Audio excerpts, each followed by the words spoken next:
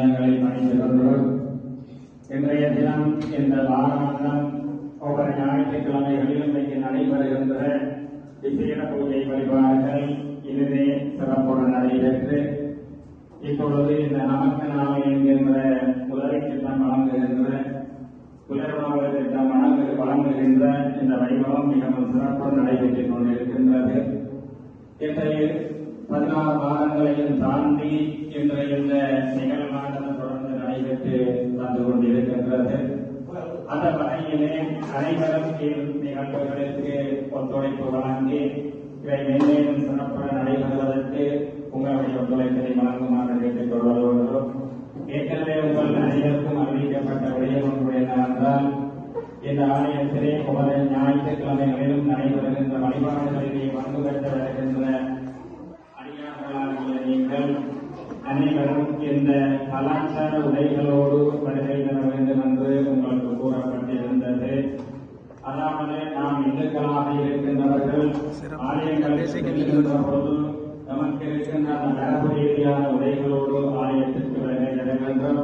திரை வழிபாடுகள் செய்கின்ற பொழுது நாம் அந்த புனிதத்துவத்தை நிச்சயமாக பேண வேண்டும்.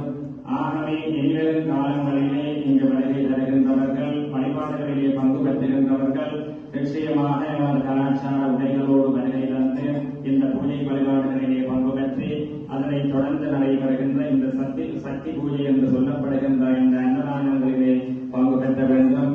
அதோடு இயலுமானவர்கள் இந்த அன்னதான நிகழ்வுகளுக்கு உங்களான சரியை தொண்டுகளினை செய்ய வேண்டும். அதோடு மாத்திரமல்லாது இந்த ஆலயத்திலே நீங்கள் இந்த ஞாயிற்றுக்கிழமைகளிலே வருகின்ற பொழுது கொஞ்சம் நேரத்துக்கு இங்கு வருகை தந்து இந்த சரியை தொண்டுகள் நிறைய இங்கே இருக்கின்றது. ஆலயத்தை சுத்தம் செய்ய வேண்டும். நாம் வழிபடுகின்ற இந்த ஆலயம் தூய்மையாக இருக்க வேண்டும்.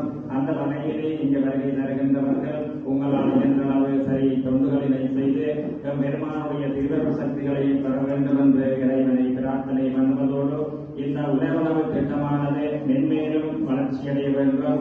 இந்த நெறிவுற்றோர் என்போர் இந்த கிராமத்திலே அல்லது இந்த பிரதேசத்திலே இந்த நாட்டிலே கூட யாரும் இருக்கக்கூடாது. அனைவரும் உண்மையிலே பலத்தோடு காண வேண்டும் என்கின்ற வகையிலே இந்த ஆலயத்தினுடைய ஸ்தாபகரும் அடிவன் சுவாமியாக இருக்கின்றவர்கள் என்று அவருடைய சிந்தனையை செயற்பட்டுக் கொண்டிருக்கின்றார்.